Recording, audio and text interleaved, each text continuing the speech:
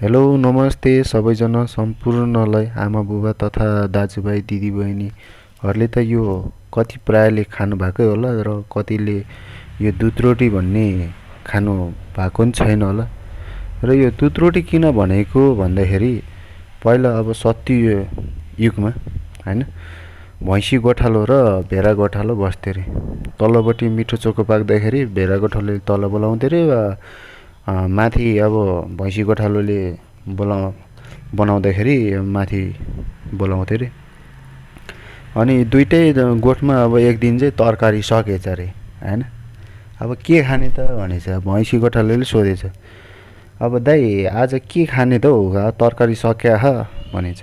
अनि भेडा गोठालो चाहिँ खोइ के खाने त भने, मसँग नि तरकारी सक्या छ भाइ।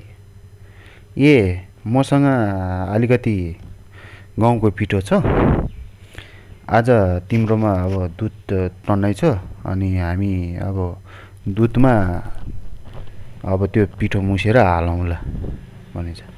अनि त्यहाँबाट अनि दुई भाइ मिलेर तरकारी अब त केही छैन, अनि त्यही अब एउटाले दुध उमालेछ एउटाले पिठो मुसेर चिमार्दै हाल्दै गरेछ। अनि पाकेर खाएछ अरे पनि भोकमा त मिठो भएछ अरे। अनि ओहो आजदेखि यो नाम के राख्ने त भने दुध रोटी।